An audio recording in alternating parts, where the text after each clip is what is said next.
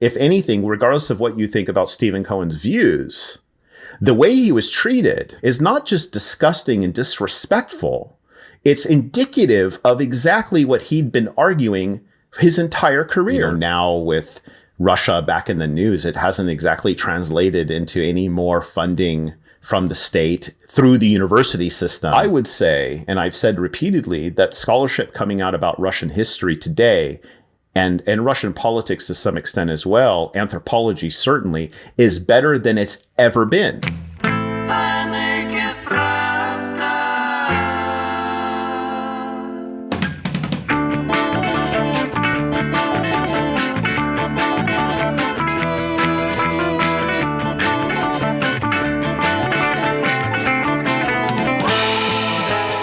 Welcome to the Naked Pravda. I'm your host, Kevin Rotrok, the managing editor of Medusa's English language edition.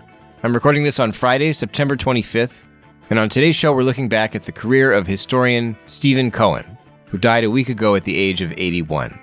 Though he became quite infamous among American Russianists in his final years, particularly since 2014, thanks to his views on the Ukraine conflict, which often dovetailed with Kremlin talking points, Professor Coén was perhaps best known professionally for his 1973 biography about Nikolai Bukharin, the Bolshevik revolutionary he believed represented an alternative path for Soviet socialism that derailed into collectivization and mass violence because of Joseph Stalin.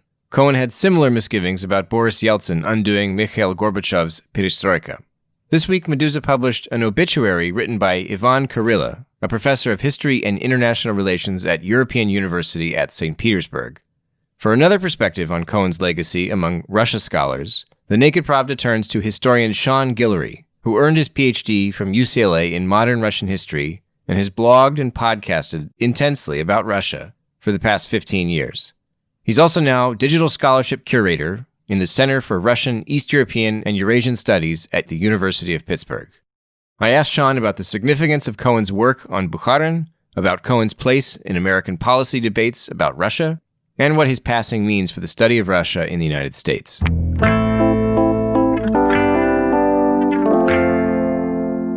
His biggest contribution seems to be this book he wrote about Bukharin. Right. What's so special about it? Well, what's so special about the Bukharin book, and I think it's important to put that book in a larger context. So it was first published in 1971. And this was a time where Russian studies was dominated both in the social sciences and to a large extent in the humanities, particularly political science and history, where the totalitarian view of Soviet society and so the Soviet state was dominant. And this is the idea that the state controlled, usually through one figure, i.e. Stalin, controlled all aspects of Soviet life. And the society itself was atomized and were incapable of not only providing any politics or any influence on the state, but also could not mount any kind of resistance to it. And that understanding of totalitarianism, but also Stalinism in particular, was the idea that the Russian Revolution of 1917 inevitably ended up into Stalin. So there was this equation where Marx plus Lenin equals Stalinism. And what Coén's book on Bukharin did, and there were others at the time looking at, this question of, was Stalinism inevitable? And Coén was one of the principal people who looked at the possibilities of alternatives in the 1920s, and he focused principally on Nikolai Bukharin. Is that a natural selection, or did he kind of pull that out of a hat? No, I think it was a natural selection, because usually when you looked at the various political alternatives within Soviet Russia after Lenin dies in 1924, the tendency was to look at Trotsky, right? And it was the Trotskyist analysis was that Trotsky was the true heir to Lenin, and Stalin, because of his machinations or whatever, was able to get rid of Trotsky and eventually have him killed in 1940 in Mexico. So what Coén did, instead of doing a Trotskyist analysis, he looked to see what other major leaders at the time that had influence that could possibly be an alternative Leninism to Stalin. And the idea, I think, what was, and I think this is really at the heart of Cohen's work throughout his career, and that is he really wanted to not only emphasize but rehabilitate what he saw as the more humanist aspects of Leninism, but the Soviet system in general. I mean, you can draw this line really from his Bukharin book all the way up to his writings on Gorbachev and Perestroika and the collapse of the Soviet Union. And for him, Bukharin represented a more gradual, some would say even market socialism, because if you know the history of the Soviet Union in the 1920s, the debate by 1927-28 was to go full-throated industrialization and also collectivization, or to continue the new economic policy, which was a mixed economy of the state having the commanding heights, so socialism amongst the major industries, but then a private market amongst small businesses and the peasantry.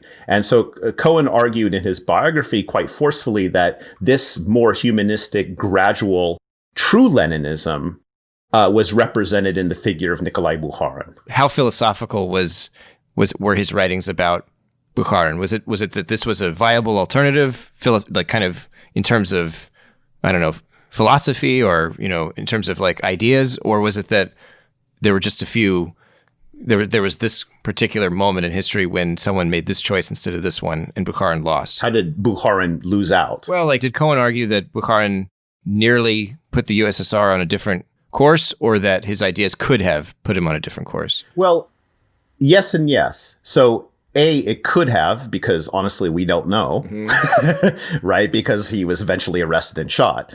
But what Cohen argues, and this I think draws the link between his Bukharin book and Cohen's long relationship with Mikhail Gorbachev and Perestroika, and thinking about Perestroika.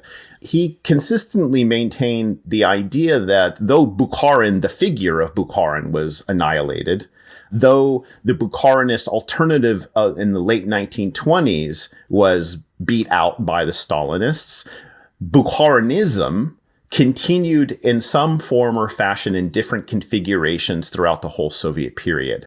So, for example, he saw, Khrushchev's reforms as a potential legacy of Bukharin in a different context, but also showed basically the idea here is that Bukharinism represented the ability of the Soviet Union to reform into a more humanistic socialism with a human face.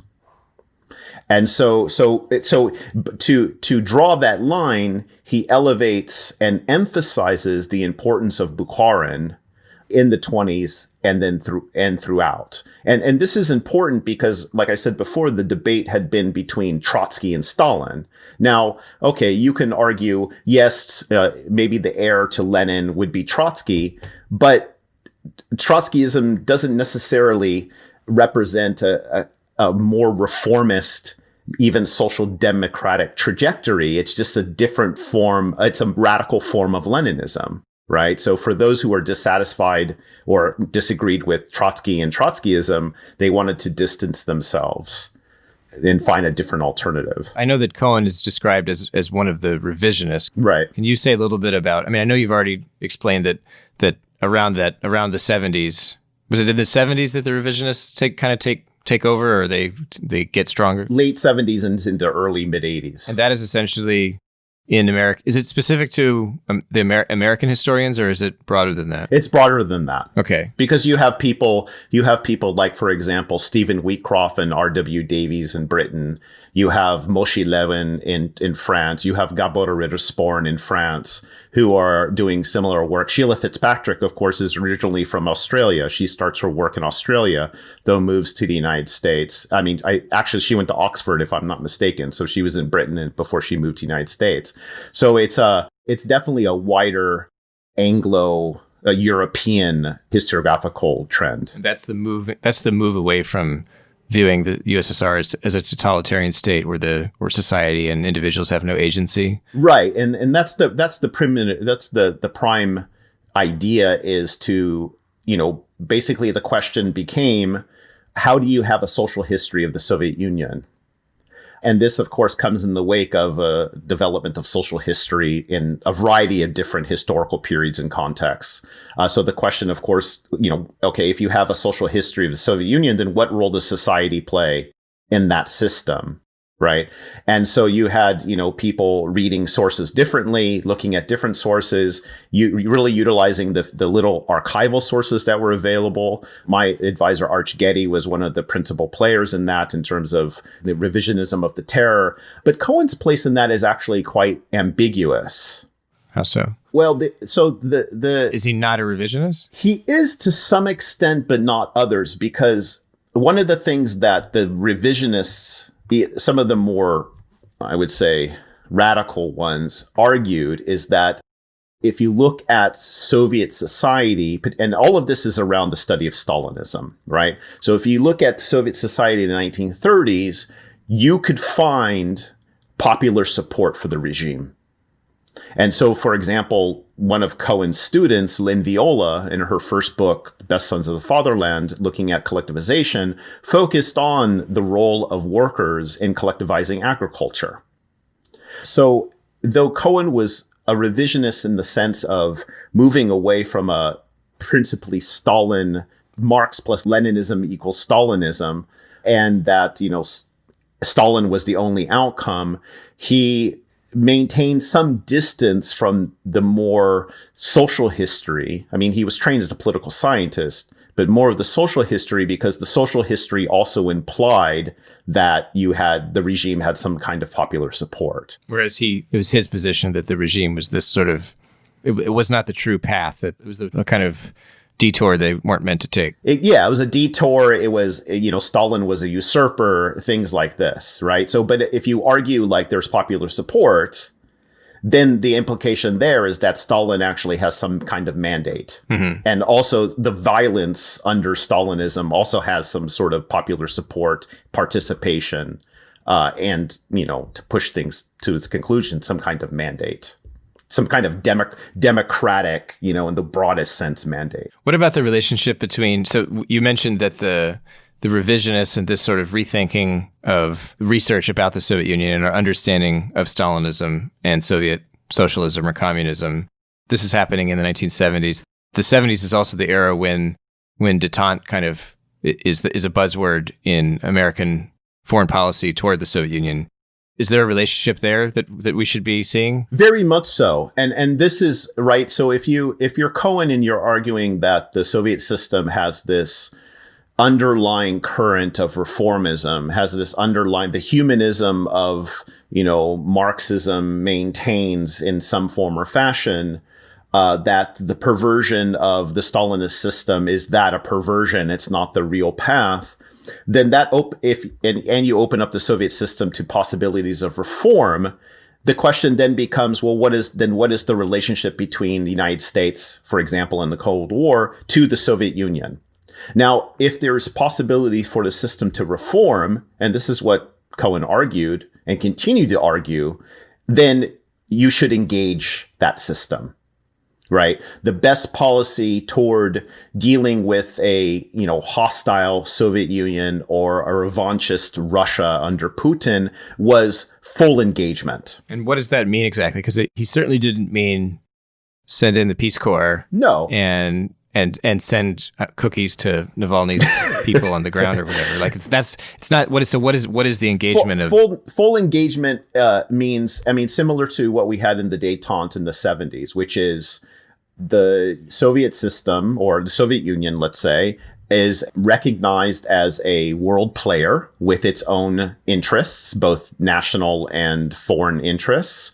It has the right, you don't have to agree with it, but they have a right to a sphere of influence because they see that as a great power. And all of the disagreements, the conflicts between that system or that state and other countries shouldn't be dealt with a isolationist or military posture or even a regime change posture, but a posture of mutual engagement. So it could mean anything from cultural exchange to constant dialogue on the diplomatic stage. It was I would say, I don't know where Cohen would have stood here, but I would say really utilizing international institutions rather than mere bilateral relationships to deal with conflicts, utilize the United Nations, etc. And this line of engagement, and we saw this in the latter years of Cohen's career, this line of engagement that he had already in the 1960s and into the 70s, he maintained throughout. And I think a lot of this has to do with his own brand of leftism, right? Cohen was on the American left, but it's an American left that really is based in, that grew out of the Cold War, that I think, and we can talk about this in a bit, but I think has become more incompatible in a post-Cold War era. Incompatible? How? Well, the idea is that if you deal with, let's say, talk about the Cold War, you have this, binary world, United States and Russia. To prevent mutual destruction because of nuclear weapons, you have to have diplomatic engagement, right? Military posture only ends up with everyone dying. And so each side checks with the other, right? So the United States can't do anything unilaterally because they have to deal with the Soviet Union's interests. The Soviet Union can't do anything unilaterally too extreme because it relies on the Americans. Right? You have a kind of global balance between these two powers. Since the collapse of the Soviet Union, it's interesting that Stephen Cohen had a certain congruence with Russia hawks in the sense of the idea of a new Cold War between the United States and Russia, right? But that world, it's where we don't live in a binary world. We live in, if you want to, from a leftist point of view, and this is the view that I subscribe to, the world today is more in line with pre-1914, where you have competing imperialist powers rather than a binaried world of United States or in Russia or United States and China. So I think Cohen's part of his positioning in terms of U.S. engagement with Russia as these two powers that are in struggle was based on the idea that a Russia could check American power. So, for example, I'm not saying that he argued this, but you can see how, say, Russia's intervention in Ukraine is a check against American influence on its western borderland. My view of that is that, no, you have competing imperial powers. It's a different left-wing analysis. And I think that left-wing analysis that he held, and unfortunately you see this quite prevalent, is one that's based off the enemy of my enemy is my friend. So I'm against certain political things in the United States. I'm against its foreign policy. Therefore, I, tolerate, look the other way, justify, the Russia's ability to check aggressive American power. Did you ever cross paths with Cohen personally? Unfortunately not. From what I understand, he was a bit of a curmudgeon. Yes, he does. He did have that reputation. I did try to interview him a couple of years ago. I wanted to do this kind of what we're doing now, a kind of retrospective on his career and look through his work, from his early work to his more recent work, but it never materialized for a variety of reasons. I know that some people, I won't name names, but I'm aware that some people kind of were a bit suspicious of him, not so much for certainly for some of the things he wrote and argued, but also because he was very wealthy, as I understand it, which is kind of amusing that he was such a devoted leftist, I suppose. But he's married to Katrina, how do you say her name? Vanden Heuvel. The at the Nation and the heiress to the MCA Records fortune. Yes, but the Nation obviously being like a pillar of kind of the leftist leaning American media. So it's kind of this like, I don't know, kind of complicated landmine of cultural and social. Well, Kevin, signifiers. Kevin, we're not monks. Well, Stephen Cohen certainly wasn't. No. And I have to say, one of the things, and this goes to some of the, I would say, kind of disgusting controversies in the last couple of years relating to him, is that, he and Katrina Vanden Heuvel, because of the lack of, or the shortfall of funding of Russian studies and the ability of graduate students to to get money for research and the cutting of federal investment in Russian studies, Katrina Vanden Heuvel and Stephen Cohen, through their CAT Foundation has provided an endowment for, research through the American Association for Slavic and Eurasian Studies. I can't remember. AAA. ACES. Yeah, ACES. Thank you. It used to be called AAASS. Yeah, it's ACES to provide, grants to graduate students to do research. And then there was the scandal with the Cohen-Tucker Research Fellowship, right? Right. So can you explain the scandal? So basically, from my understanding, he forked over a ton of money. Right. And said, I want my name and the name of my late advisor on this thing. Right. And it's going to fund dissertation research. And then a lot of people were like, take your name off that asshole. And he's like, screw you. It's my money. I mean, take it or leave it. Right. Yeah. And that's the thing. I think this is one of those moments where, so they've been giving the Tucker Prize for best dissertation for a while now. But it was just a prize and no money, or? Well, there was a prize with money. The money was modest, but they also wanted to have a dissertation fellowship. So this was the Cohen-Tucker Dissertation Fellowship, if I'm not mistaken. Yeah.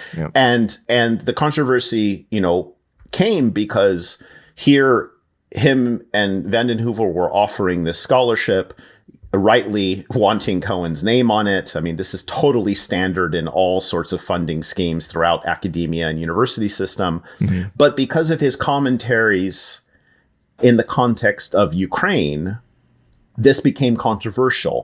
And there was an effort of academics and others to prevent ACES from accepting this fellowship money with Cohen's name on it. So he became, because of his outspokenness, he became politically toxic, which, I mean, frankly, is I find completely ridiculous and really a low point, I think, in the field over this controversy. And when ACES finally agreed to just take the money and keep the name on the fellowship, did some people leave ACES, or what was the? I don't know all of the behind the scenes ins and outs of what happened, but the fellowship is there. Yeah. But it speaks to another thing, I think. Do people who win it have to like make a point of saying, Slava Ukraine? I don't know. Maybe they get a personal meeting with Putin and a internship at RT. I don't know. Okay.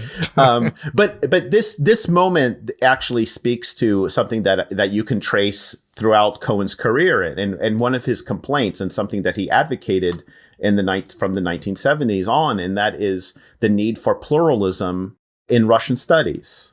And he always maintained a position as a contrarian. A contrarian, thank you. Yeah, as a contrarian. I mean, his whole idea of alternatives, and he's done this not only with Bukharin, but he also has written about perestroika and whether the question of the Soviet Union being reformable. So that contrarian view was always part of his career. And at this moment, after 2014, where, for all intents and purposes, he stood alone publicly. Now, there were lots of people behind the scenes who weren't willing to put themselves out there, and you can see why. I mean, I think, if anything, regardless of what you think about Stephen Cohen's views, the way he was treated, called a useful idiot, called an agent of Putin, all of these things, is not just disgusting and disrespectful. It's indicative of exactly what he'd been arguing his entire career, that if you step outside the party line, you get punished for it. And thankfully, Cohen isn't an assistant professor. Cohen isn't someone, because of the fortune apparently that he and Katrina Vanden Heuvel have, aren't reliant on employment. So in a way, he should be admired at the end of his career, where he doesn't even have to do this stuff, that he steps out and tries to point out a different view, regardless of what you think that view is. I don't even think you need to explain what you mean when you say there's not much pluralism in American thinking on Russian foreign policy when it comes to, say, actual decision makers. Right. But is it true in academia as well that there is a lack of heterodoxy, or is that the word I want? That's, I think, one of the great ironies, is that actually there is a lot of pluralism in the academic arena. So does that mean also that Was there a split at some point when, because Russianists originally emerged as sort of like an appendage of the state, is that right? That they kind of, yes. And then they drifted away, but as we saw during détente, which I always want to say is detente, but it's like al dente, it's diplomacy al dente, but it's détente. I'm certain of that. Uh-huh. So even then, Cohen is apparently, if not like, I don't know if he's like on the phone with Nixon or something, but his views are clearly influencing actual decision making, whereas it now seems more common. At least my impression is like if you're a Russianist, you don't assume you have that your writings are resonating in DC or something like that. Has the field kind of lost not its way certainly, but lost? I mean, if anything, it's gained a way, but it's lost its influence among actual decision makers. To be generous, I would say that the influence is more diffused. You don't have like Cohen did, and I just read this morning in this book, Know Your Enemy, which is a history of the Russian studies field. I forget the author off the top of my head. I think it's David Engerman. Cohen testified to Congress in the 70s. It could have been an interesting confluence of his academic and political views and that of the Nixon administration, right? Where détente was on the table. So that could have, opened up possibilities for him to have influence. He certainly had a close relationship with Mikhail Gorbachev throughout the early 80s and late 80s. Apparently Gorbachev actually approached him at a gathering of some kind and said something like, "You're the guy who wrote the Bukharin book. I thought you'd be older." Right. It just blows my mind. Can you imagine Donald Trump walking up to a scholar and being like, "Oh, I read your book. I expected you to be older." Right. Just that conversation is just, what planet are we on where the world leaders are reading scholarly books and coming to conclusions about their authors? Right. And that's the thing. Like the Bukharin book also provided an ideological and a historical basis for Gorbachev, right? Because he could reclaim this humanistic, socialism, a human face, and say, look, Nikolai Bukharin is a representation of this market socialism. Nikolai Bukharin was a, advocate of, NEP. So you can make that argument. But nowadays, I think the influence of Russian studies is more diffuse. It's not so direct. It's conversations maybe at conferences with people. Maybe it's behind the scenes in terms of like email or phone calls or meetings or things like this.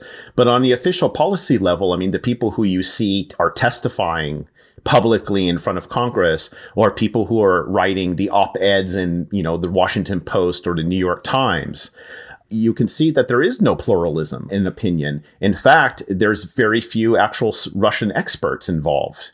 In the last couple of years, you've seen a whole crop of people coming out of the woodwork claiming to speak about the internal politics or foreign policy of Russia without even knowing anything about Russian history, the language, etc. And I think there's two reasons for that. One is I think there's not a lot of interest. Trump has only exacerbated something that was already a symptom, that expert opinion isn't necessarily desired. And I think a lot of scholars, and this is just from conversations I've had privately, they don't want to put themselves out there.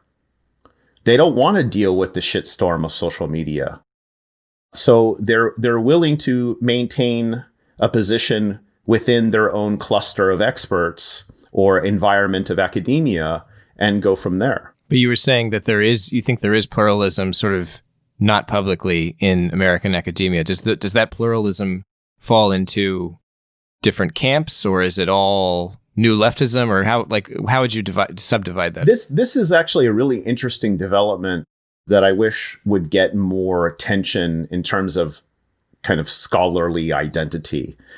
In the 1980s, when you had these young scholars of revisionists, people like Arch Getty, Lynn Viola, Sheila Fitzpatrick, etc., you had a clear divide between, totalitarians and revisionists. Like the field in general, for better or for worse, broke down around these major arguments about the nature of the thing that they studied.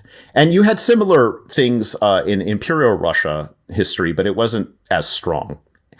Since 1991, in the opening of archives, the mission of the field, there doesn't seem to be a mission because it's so fragmented Now, on the one hand, I would say, and I've said repeatedly, that scholarship coming out about Russian history today and Russian politics to some extent as well, anthropology certainly, is better than it's ever been.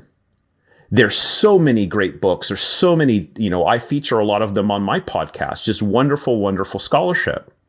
So there is no camp, right? A lot of the questions that, people like Stivene Cohen were dealing with, or Sheila Fitzpatrick were dealing with, or even what Richard Pipes was dealing with, aren't questions really anymore.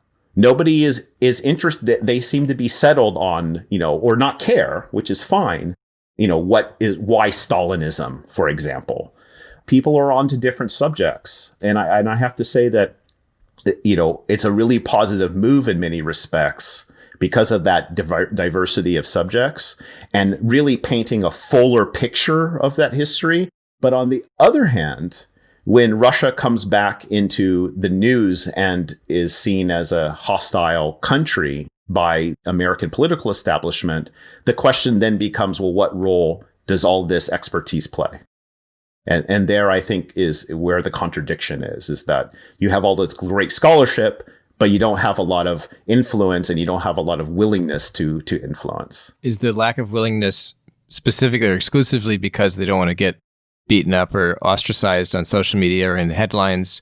Or is it that Russian historians or just American scholars of Russia, do they follow, in your personal experience, the people you talk to at conferences and whatnot, or that you interview when you're talking off mic, do people seem to have much interest in, would they want to participate in debates about contemporary Russia if there were these consequences that you've described? Or is it that they don't care? I think that a lot of people just don't care, and that's totally fine.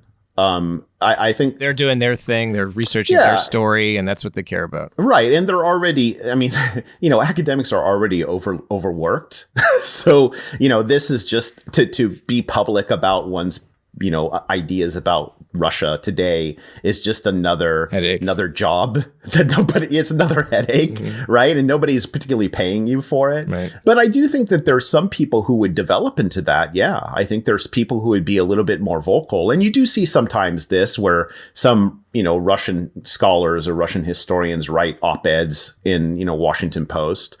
I think you might have more engagement along those lines. Maybe not like direct, policy advocacy, but you certainly would probably have more public writing. I mean, the other thing too is let's be honest here, not everybody's ready for prime time, right? Right. But what about I guess neither of us are exactly spring chickens anymore, but do the new generation of Russia scholars, aren't they TikToking and whatnot? Why aren't they getting out in front of this on their social medias? Why are we podcasting and tweeting more than the 20 somethings? I don't know. And I certainly can't say. I mean, also not being a spring chicken means you have a more distance from those people. Mm-hmm. So I don't know what's on the minds of young scholars today. I mean, except to say that there are just not a lot of jobs out there. So a lot of them aren't even staying with Russian studies. They're getting their degrees and moving on. I mean, this is the other part of the story where, at least in the Cold War, you had some kind of financial commitment to building this field. But, now with Russia back in the news, it hasn't exactly translated into any more funding from the state through the university system. It certainly has resulted in a bunch of grants about, monitoring Russian social media for trolls and things, but actual deep research on Russian society and politics and history and, arts, that's not, it's less and less. And we're now entering a period where that generation of revisionists are retiring. Arch Getty has retired, Lynn Viola has retired, Sheila Fitzpatrick has retired. And Ronald Suney has retired. All of these people who came up in the 80s, Stivene Cohen is dead. And those positions aren't necessarily being renewed. Mm-hmm. Arch Getty, he retired now, I want to say almost 5 years ago, and UCLA has not replaced him. And from my understanding, there are no plans to. So if you don't give these experts a home besides, the rat race of think tanks, scholarship and knowledge about that place will suffer. In terms of passing the baton and Stephen Cohen's kind of place in the field, do you see anybody poised to sort of take that place? Because I guess one reason I ask is that last month, Politico published these two kind of contentious open letters from groups of U.S. diplomats and scholars that kind of assessed America's current Russia policy. And, the first one has been described as kind of this letter from realists who are saying, we got to just deal with what we got here and not wait for pie in the sky to descend and Russia to become democratic. And then there was this follow-up from what you could describe them as hawks or liberals, or I don't know what you want to call them. There are fewer of them, I noted, but in terms of signing the letter, but arguing that actually can't work with Putin, he's a monster, and just got to wait it out essentially, and freedom will win the day. There's no third letter, and presumably, if there were ever going to be one, Stephen Cohen would have been the one to write it or at least sign it. Is there anybody that comes to mind now who would do that, or who would be top of that initiative? Nobody I would think of. Would you write it? No, because I kind of, on a personal level, I just kind of got bored with all of this. Okay. I'm certainly sympathetic with the first letter, just because I don't see where the second letter is going to take us, except for, I don't know, status quo and getting worse, right? It just doesn't. But Stephen Cohen didn't sign the first one. No. Why did that one not resonate with him? He was still alive. I don't know why. And I don't know if he was ever approached about that. Probably they wouldn't have wanted him on the list. It's possible that was a political, that was also a political decision to not approach him, because he is considered, or he was considered, so toxic amongst certain quarters. And they didn't want, the taint of being called, useful idiots and things like this. But I think it also just speaks to a lack of imaginative thinking in general, where it's polarized between these kind of realists and hawks, and forget about a middle way. Just an alternative new way is not even being conceptualized. It's one of those cases where I think the thinking on Russia is sorely needing a breakthrough beyond the institutional ideological cage that it's in. Unfortunately, I don't, given the political situation in the United States, I don't see that happening for a while now, if at all. We've kind of been waiting for it for for decades now. We'll get it when President Navalny is elected. Yeah, Good. Or installed. Yeah, or whatever. Either way, who cares?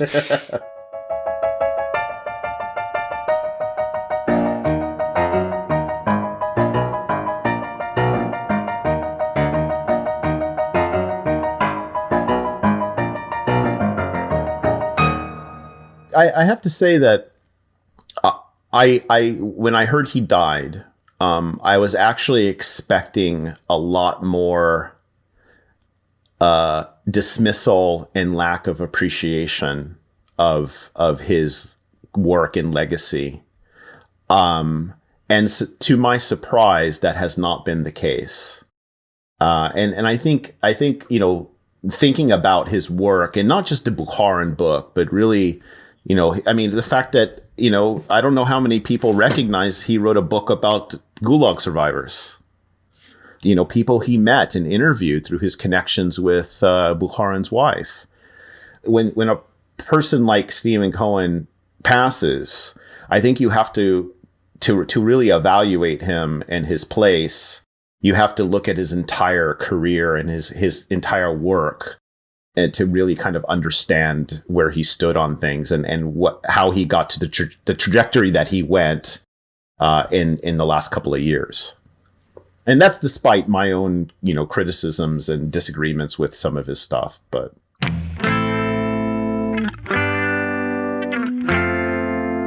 you've been listening to the Naked Pravda, an English language podcast from Medusa. On today's show, we heard from historian Shon Gillori, the host of the SRB podcast and the Digital Scholarship Curator in the Center for Russian, East European, and Eurasian Studies at the University of Pittsburgh. Sean and I discussed the legacy of American Russia expert Stivene Cohen, who died on September 18th, 2020, at the age of 81. The Naked Pravda is a podcast from Meduza, and I hope you'll recommend us to your friends and leave a review on Apple Podcasts or wherever you're tuning in to help put this program in front of more people. Thank you for listening, and come back soon.